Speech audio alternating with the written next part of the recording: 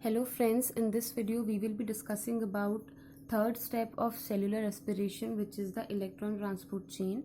Electron transport chain is also known as respiratory chain because approximately 70% of oxygen consumed by the cell are utilized by ETC to produce ATP. In previous videos, we studied about glycolysis, link reaction and tricarboxylic acid cycle. During these reactions, many molecules of NADH and FADH2 are released. These are the electron carrier which will be oxidized during ETC. So in electron transport chain, electron carriers such as NADH and FADH2 are oxidized back to their original forms.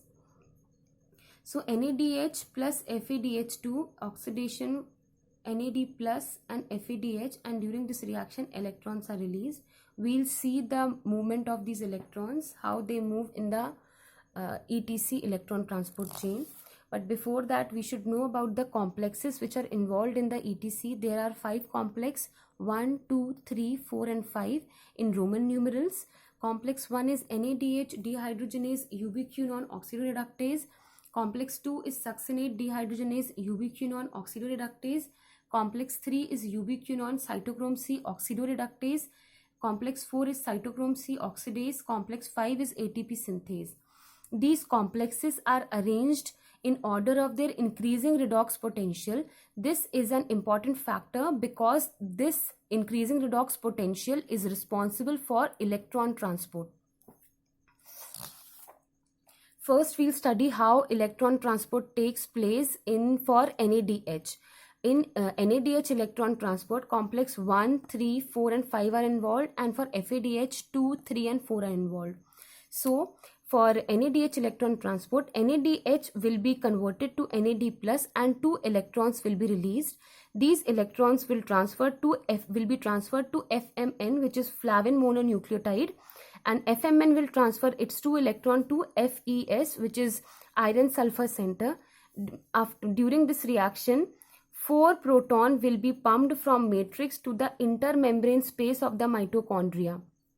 Now these electrons will be transferred to coenzyme Q, and this coenzyme Q will accept 2 proton from the matrix and will be converted to coenzyme QH2. Now this coenzyme QH2 will transfer its 2 electron to cytochrome B and will release 2 protons in the intermembrane space.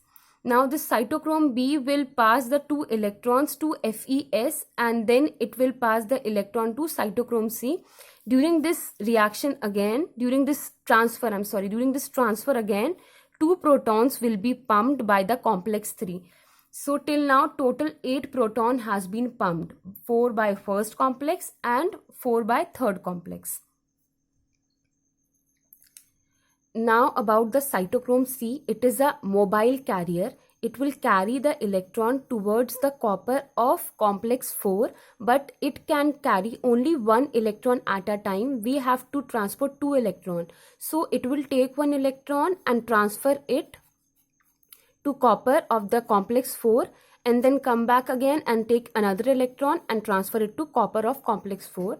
Now this copper will transport its electron to cytochrome A and then again to copper, then cytochrome A3, and the ultimate end electron acceptor is oxygen. It will accept the electron and convert into water. During this process again 2 protons will be pumped from matrix to intermembrane space of the mitochondria. This was about NADH electron transport. Now let's see about FADH2 electron transport. In this, succinate is converted to fumarate in presence of succinate dehydrogenase. That's why the second complex name is succinate dehydrogenase ubiquinone oxidoreductase. See, because after the conversion of succinate to fumarate, FAD is produced and it will transfer its electrons to FES, and this FES will transfer its electron to coenzyme ubiquinone, and then again this coenzyme ubiquinone will accept 2 proton from the matrix, and the process will repeat. During this process, no proton is pumped to the intermembrane space. Now let's calculate the number of proton which are pumped when NADH electron transport takes place. So for 1 NADH, 4 plus 4 plus 2, 10 proton are pumped from matrix to intermembrane space. And for 1 FADH2, 4 plus 2, 6 proton are pumped from matrix to intermembrane space. Now let's discuss about the fifth complex in which actually ATP synthesis takes place. So this is the fifth complex.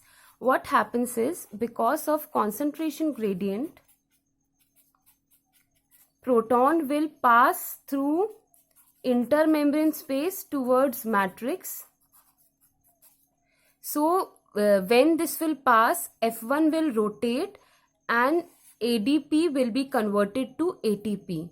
But for this process, for formation of 1 ATP, 4 proton should pass the complex 5. So for 4 proton, 1 ATP production takes place. So here we studied like for 1 NADH, 10 protons are pumped. That means 1 NADH will produce 2.5 ATP and 1 FADH will produce 1.5 ATP.